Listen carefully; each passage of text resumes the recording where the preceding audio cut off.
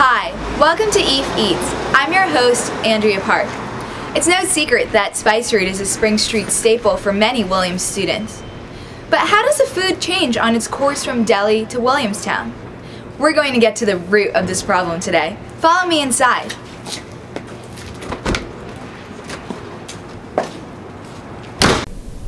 Tarun Narula, the restaurant's owner, lived in Delhi, India before moving to the U.S. He founded Spice Route in 2002, and it's been a hit among Williamstown students and residents alike ever since, serving up favorites like tandoori chicken and fresh naan. Tarun took us to his kitchen to show us how they make naan at Spice Route. First, Chef Aman takes dough made from flour and water and a little milk and salt and rolls it out on a floured surface. This naan is extra thin, but usually Chef Aman makes it thicker and punctures it with holes to make it cook faster.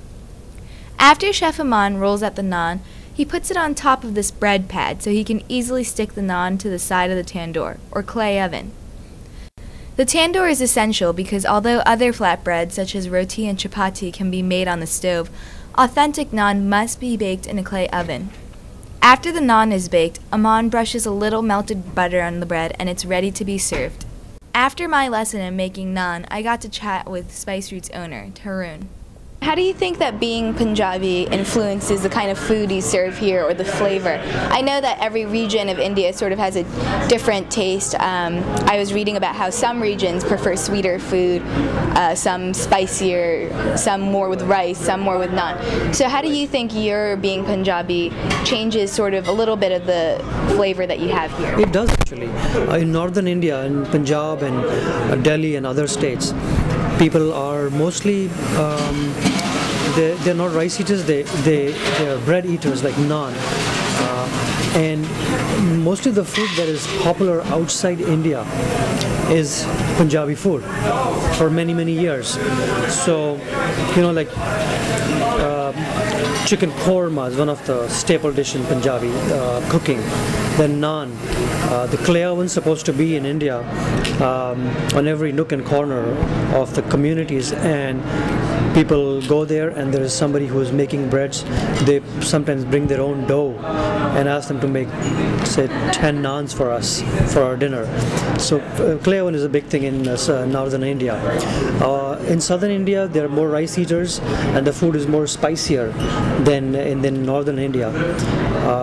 Southern India is more hotter in climate, and I think probably more spices were used as preservatives for food in southern India, and that's part of the reason this food is more spicier over there.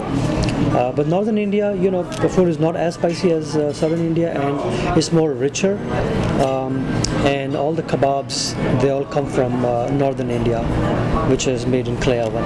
And you have a clay oven here. We do have a clay oven here, and it's you were asking my chef, it's about 650 degrees Fahrenheit. Oh, wow. That kind of temperature. Yes. It's hotter than any. Hotter than any. Yeah. And the earthy flavor from clay that is a part of the oven brings the unique taste to the meats and to the breads that are cooked in the clay oven. We can fire up the clay oven with charcoal. That's how we do it in India. But for different reasons in this country, some places it is allowed, some places it's not allowed. We sometimes use the natural gas for that. It's safer that way. But it does have the clay, which gives the earthy flavor to the meats. Get it from India every time. From India? You ship it from India? We ship it from India. Wow. Yeah, I mean these clay ovens are also available in this country now. But ours, we had brought from India first time, and we always have someone who ships us to from India, and it's made, with that same clay that is used in India. And does this look different, this oven, than the ones that they have in India because it's for a restaurant? Are the traditional ones in India smaller? Or you were saying they're actually they're actually bigger than this. Wow. Yeah, they're bigger, and you can actually cook more food in that. Because of our size of the kitchen, it is good enough for us. I haven't seen, but I have read and I've seen in the movies, like in some of the places in Punjab, they're like huge clay ovens, like one for the whole, like maybe 25 families. Wow. in the middle of My family. Yes, big one, and that's underground. Only you can see the face of it from top. And the ladies, the housewives, they sit around it, and they put their dough inside the clay oven where they are sitting. They sit around that, and that's how they cook that. That's really It's amazing, yeah. Yeah, that's amazing. So I'm assuming then that in India, most houses probably do not have clay ovens inside their kitchen. No, they don't have that because everybody uses stoves nowadays, and they have the other ovens. Clay oven is very special. You need a chef who can, besides the breads, we cook the meats and the seafood and everything. One needs to be really trained to work with clay oven because it's very, very hot. Right. And one can actually burn fingers or hands. So do most households in India, do they usually make naan and other breads like that in a pan, or do they make them from scratch a lot? From scratch. Oh, wow. At every meal, the breads are made from scratch. They take the dough, make the dough out of that, and then they just cook it on the pan. It's very fast, actually. In 10 to 15 minutes, one can make several breads.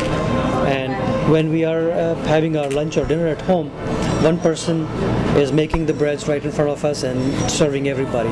But then you said earlier that the naan has a certain flavor coming from the clay oven.